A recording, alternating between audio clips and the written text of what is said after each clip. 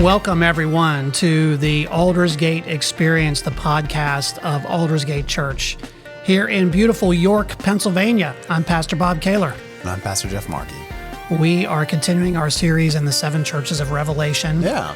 And this week we're making a stop in Sardis. Sardis, yes.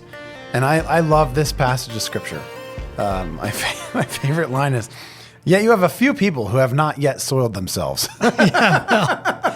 Well, you can quote that out of context and it'll sound great. You can use that you post that on tweet that somewhere. Exactly. And, but that's an important thing. I love this text too, because there's a lot underneath it that most people don't know. And I loved Jeffrey Wyma's approach to this in his book on the 7 churches, because he brought out something I didn't realize before, and that was a lot of the imagery borrowed from the history of Sardis about it being considered in the ancient world to be an impregnable fortress. Wow. To take the walls of Sardis, for example, was a way of saying to engage in an impossible task. Like, there's no way you'd ever break the walls of Sardis, because if you see a picture of where Sardis sits, it sits on the edges of a cliff, and there are cliffs all around. So it's this really high acropolis. Wow. Over the main part of the city. So you've got this citadel that's up there and considered to be impregnable. And in 546 BC, King Croesus of Lydia, which was the name of the area at the time, he's dealing with a siege. The Persians are invading, and this is going to be a big Persian invasion that is eventually going to bring Babylon to its fall. That's chronicled in the Bible. This is when it switches from Babylon to Persia as the power in the region. They're going to be moving through. They're going to be coming into Greece and all kinds of things. And so the Persian hordes are coming. They're outside the walls of the city, but the city is holding. But the Persians are watching this, and there's one part of the wall where there's a steep drop, and so they don't guard that area of the wall very much. Yeah, and just assuming that nothing's going to happen. Yeah, no one's going to take that avenue of approach. Right. Well, a Persian soldier goes up there one day, and he watches these soldiers going in and out from this one place that's unguarded. And eventually they're going to bring some Persian special forces, for lack of a better term. Yeah. And they're going to find a crack in the wall there and a breach in the wall, and they're going to go in there and they're going to wind up taking the city. Wow. Interestingly, sometime later, the Persians are going to hold the city, and someone else is going to do the same to them. So here's this impregnable fortress that has a crack in it because people are asleep at the switch. They're not guarding that particular avenue of approach, and the enemy's able to slip in and destroy the city from the inside. And so that's kind of the metaphor that is underlying what Jesus is saying here to this church. Yeah. That they've been asleep. Yeah. And I was an infantry officer, and that was always my biggest deal. At nighttime in particular, you set your perimeter. You've got to be up and be vigilant. You've got to make sure that every avenue of approach is covered. Yeah. If there's a draw, if there's dead space where your machine guns can't reach and things like that, you've got to cover those with mines, with fire, with observation posts. You've got to do all that stuff. And it's a constant vigilance that you have to engage. I was just going to say that word. To Vigilance think about was that. The word I was thinking. And what Jesus says to the church at Sardis is, you really relied on your reputation of being a strong place, but your walls have been breached. Yeah. Because of your complacency. We rest on our laurels. I feel like it's a part of kind of our human condition. We just get content and we just think this is just normal, where we're going. But we don't realize that we take these subtle step backs in our faith walk. We don't realize we start making workarounds or justifying just because, I woke up late. It's like I'm going to call myself a runner, but I haven't been running in 3 months. Yeah, we rationalize everything. If only I did this, or I could have done that, but here's why. Here's why. Yeah, there's We ignore certain things. Yes, countless. because we know that we know that we know, and we've done things the same way for a very long time. We don't need to watch that because no one's come in there before. No one's breached that area before. So why should we watch it? It's impossible for them to get in at that place. Well, we unintentionally cut corners. We just start changing our behaviors just subtly where we don't even realize what we're doing. So today, the church had a great reputation, like you said. It was spiritually dead. And so this is a message that really hits close to home, I think, to a lot of churches today.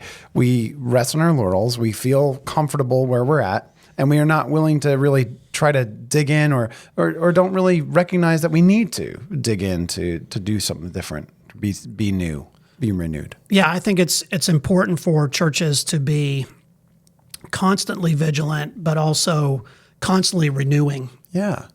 And seeking new ways to connect with people, seeking new ways to deal with the outside world, because we have to engage with that. You can't wall yourself off from the world, which is the other approach is, well, we really want to be so defensive that we're going to wall ourselves off from everything. We have to be willing to engage. Absolutely. But at the same time, to recognize there are certain vulnerabilities that we have.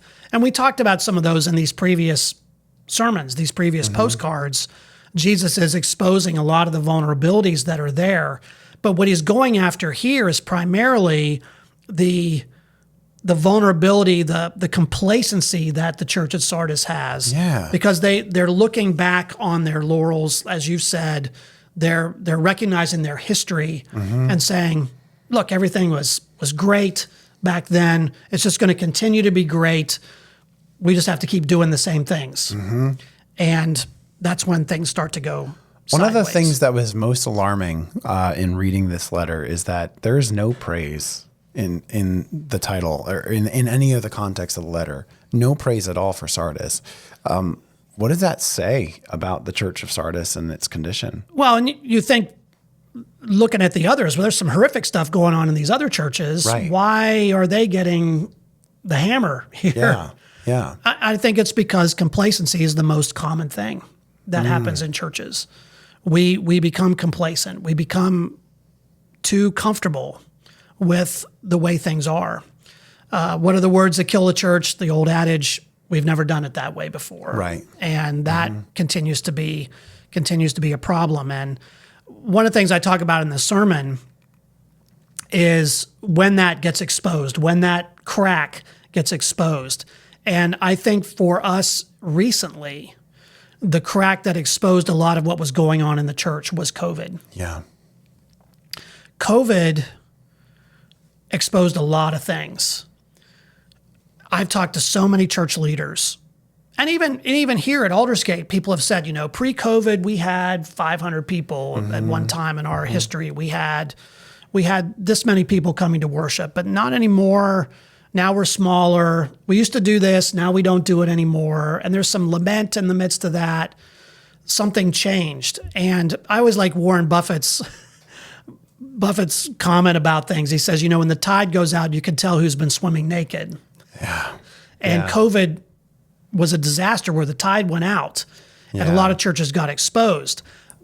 But one of the things I am convicted about, and I was part of this, in the early 90s, late 80s, early 90s, the church growth movement was really big. And we were told over and over again, you've got to remove all the barriers for seekers to come in. You've got to make it the church very user-friendly. You've got to take out the crosses. You've got to add contemporary music. You've got to take out all the religious-looking stuff and be more seeker-friendly. The idea was based on marketing. Yeah. And so it was a consumer model. Yeah. And what did we do? Instead of producing disciples, what did we produce? We produced consumers. And when the product was no longer there, the consumers said, I think we're going to move on. Completely lost our identity.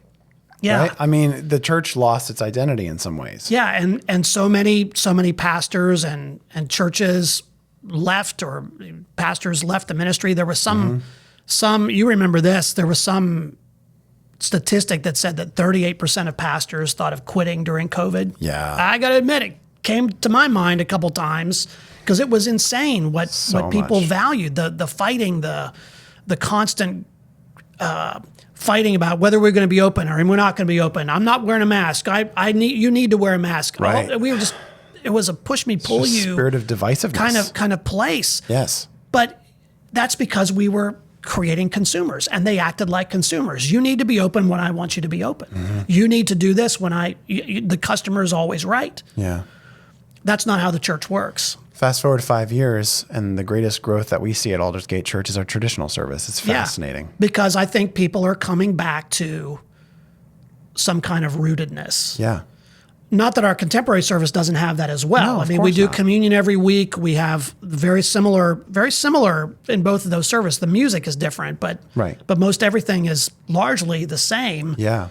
But people are looking for anchors to grab onto, and it's not consumer oriented. It's not flashy. And it sure as heck isn't dead religion either. No, but it's an opportunity for us to say there are some things that are transcendent. Yeah. That last beyond whatever fad there is. Somebody once said that fad stands for something that's popular for a day. Mm-hmm. Oh, that's really good. And the church goes through lots of different fads. I've seen them over the course of 30 years of ministry. Here's the latest book that you need to look at, Pastor. Here's the latest technique that you need to do in order to get more people into your church. We're going to be purpose-driven now, for example, or we're going to be a disciple-making church. We're going to be this kind of church. We're going to be that kind of church. And we all went to these conferences, and you'd come back from the conference, and you'd say, here's the latest idea from big church in some city that now has given you, here's the key to unlock success in your church, to draw more people in. You got to have better graphics. Buy our graphics package. Buy our music package. Do this. It was very consumer oriented. Very consumer oriented. And I think COVID exposed all of that because suddenly, like I never planned to be a televangelist. Right. No. I don't have the hair for it. And yet, there we were now becoming televangelists, scrambling around to try to get stuff up online, making things work. And people sat at home and they consumed content. And after COVID, a lot of people said, I can consume this content this way. I don't need to be part of an embodied community. Wow. And that's where we created consumers, and then we were shocked when they acted like consumers. So the people who are in churches now, the people who are coming back to churches, are seeking something else. And we've got to pay attention to that. Absolutely. We were asleep at the switch, not recognizing that what we were really missing was exactly what Jesus is talking about here. You talked about the few people in Sardis who have not soiled their clothes. They will walk with me dressed in white, for they are worthy. The one who is victorious will, like them, be dressed in white. I will never blot out the name of that person from the book of life. The idea being to wake up, to strengthen what remains and is about to die, for I have found your deeds unfinished in the sight of my God. That gets to, in verse 2. Yeah. Wake up and strengthen what remains. You're unfinished. Absolutely. You've got to continue the work. You've got to continue to do the things that are basic to what it means to be the church.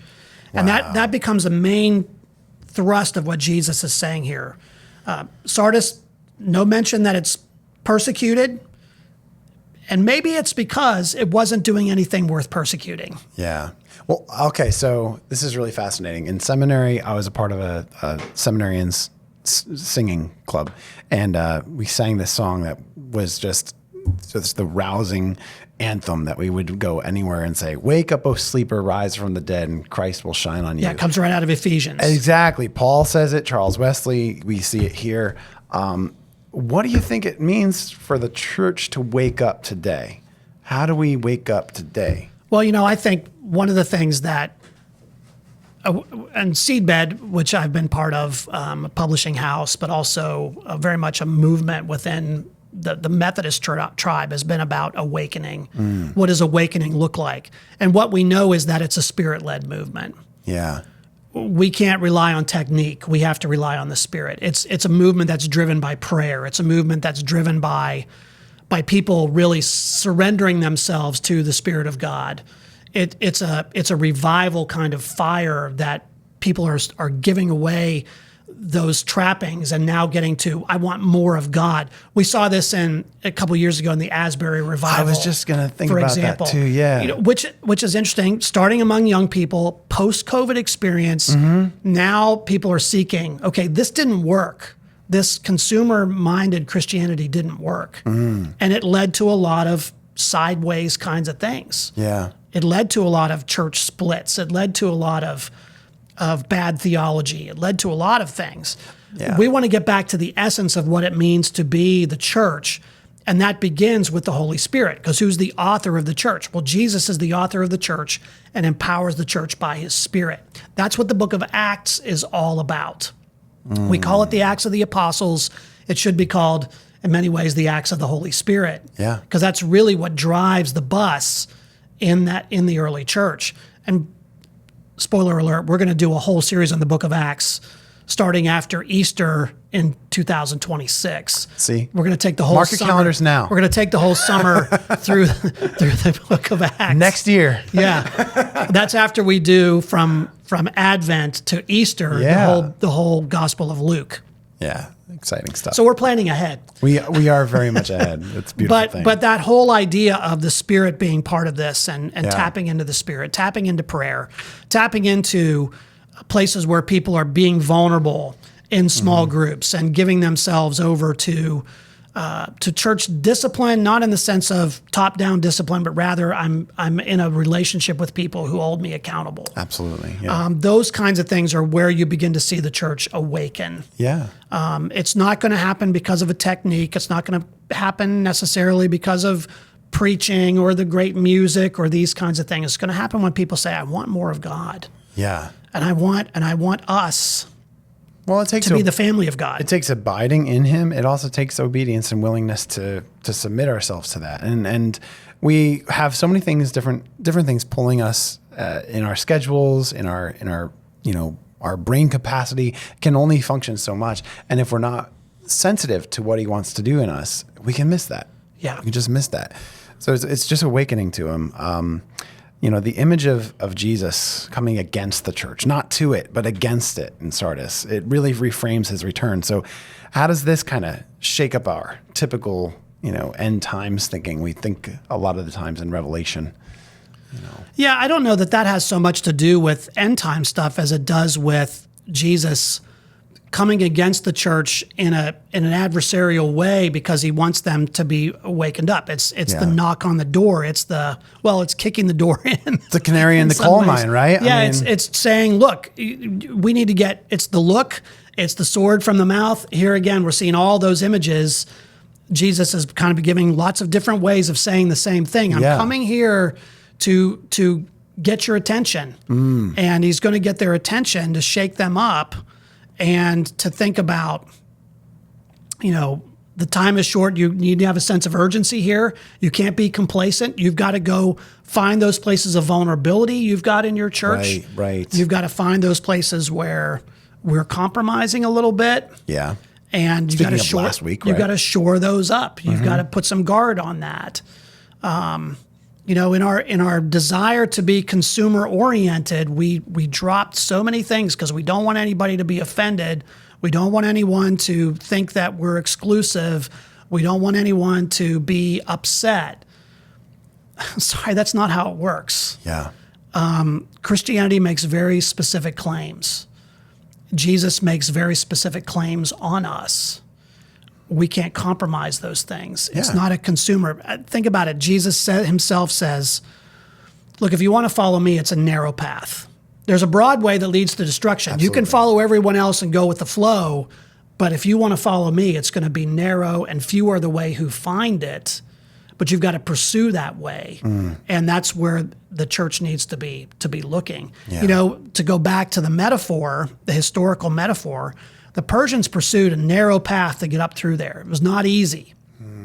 It was a struggle to get troops into that avenue of approach. But they did it because they know that was the key to victory. Wow. Are we willing to take the hard approach toward discipleship, toward being the kind of church that is filled with the Spirit? Or are we simply going to keep doing what we've always done and hope that it works? Wow. Yeah, that's really true. And it takes a willingness on the individual's part. We can talk collectively about the church all day, but unless the individual is willing to say, yeah, this is worth it. This is a worthy avenue, despite the fact that it's hard. This is a worthy avenue to submit myself to fellowship, to submit myself to community, to submit myself to an accountability partner, or to be a part of a group, where we're going through the Bible together, and we're really, you have to vote with your feet. You have to vote with your calendar and your schedule in your hand to say, this is worthy of my investment. So I will say personally, of what I've seen in Aldersgate, especially, there's a spiritual awakening happening. There are small signs, encouraging things that I see, both in terms of folks being willing to be a part of deeper fellowship communities. What are you hoping to see in the future? And then what are you seeing maybe right now of some of that growth and development? We're seeing some people become connected in small groups, which I think is good. That becomes a place where people are beginning to grow and build spiritual friendships with one another. It's less about, I come to worship, I consume, I observe, I spectate, and rather I'm gonna really invest in what's going on. Right. We're seeing younger people coming to our church who are seeking something transcendent. The culture's not working for them. They're looking for something more. When I look in the back of the 10:30 service, the traditional service, and see college students sitting there, a whole row of them. Right. That's powerful stuff. When we see our youth group beginning to grow under Mark's leadership, because they're seeing more and more connection, and we've laid some good groundwork there, and I think there's some good things that are going to happen there as well. There's just a whole lot of things that are beginning to move in a particular direction. But I think you sense it on Sunday mornings in the spirit, in the worship. Yeah. There's a lot more engagement. There's a lot more people finding us. Now, a lot of people are finding us coming from other churches.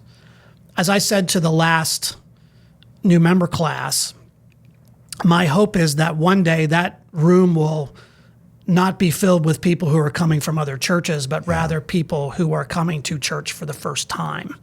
That to me will be the real gauge of whether we're doing what we need to be doing. Because otherwise we're just swapping sheep. Yeah. And we want to be a place where people are finding connection, but we want to make disciples. But we want to make disciples, and we want to make disciples of people who don't know Jesus. Remember, that's our vision, to help people know, live, and share Jesus. And there may be people who are finding in other churches who are saying, well, I want more of that. Okay, well, that's what we want to do, but we really want to be able to grow based on people that we're reaching who haven't previously known Jesus. Yeah. That's when we'll know, I think, that we are shoring up the breach. Wow. That's a good way to put it. Yeah. Come full circle. And I think that's when we start to replicate, when we start to duplicate, and we replicate ourselves in other people, when disciples make disciples, that's when you really begin to see things really grow. And it's not about numeric growth. Right. We always think that success is everything going up and to the right. Well, you can draw lots of people to your church and still not be, because you can draw lots of consumers. Right. But am I drawing people closer to God? Am I drawing them to being more Christ-like? Right. That's really what the church needs to be about. So it's a constant reframing. It's a constant going back to, what are we actually here to do? Yeah. And to make sure that we're keeping one another awake around that mission. Yeah. Well, wow. Really appreciate this this time. So Jesus is calling his church to wake up. That starts with us, right? Yeah. So let's strengthen what remains and lean into that future that he's already shaping. And there's some great stuff happening. And, Absolutely. And we're grateful for our team here and our lay leaders and our staff, both past and present, who've helped to shape us in this way. You never get there on your own. And There are a lot of good things that have happened here at Aldersgate over the course of many, many years. And the question for us is, how do we keep it rolling, and how do we grow even stronger, and help people to know, live, and share Jesus in new ways in a postmodern, post-Christian, post-COVID culture. Yeah. Which is a new challenge, but one that I think God is equipping us to meet. Well, there's lots more to talk about with this. Obviously, we could talk more about it, but we hope that you've enjoyed this podcast. We hope it's made you think about your own involvement. Absolutely. And by the way, if you haven't been in church for a long time because you kind of got out of the habit with COVID and you've said, I just watch it on TV or whatever, you're missing out. Mm-hmm. Because we're not designed to live our lives on a screen. Yeah. I think our culture is learning that as well. Now, of course, I say that while we're recording a video and sending it out to people. Well, at the same time, we need to be able to be in community with one another. Yeah. As we say with communion each week, to taste and see that the Lord is good, to be in fellowship with one another. So we encourage you, if you've stayed away, if you've kind of been out of the habit, this is a great opportunity for you to come and get connected, whether it's at Aldersgate or somewhere else, that you have an opportunity to re-engage and be part of the family of God. And I understand personally, I've had church hurt, I've had, relationships break down, and I've had difficulties with that. I understand that's a hard first step, but it is really important that we get involved. Absolutely. So we hope to see you here, and we hope to see you in a small group and to get involved with a group of Christians so that you can be awake to all that God wants to do in your life. We thank you for joining us. We hope that you'll leave us a comment here on YouTube or send us an email to communications@aldersgateyork.com and share, like the podcast, subscribe to our YouTube page. We look forward to seeing you back here again next week on the Aldersgate Experience. God bless.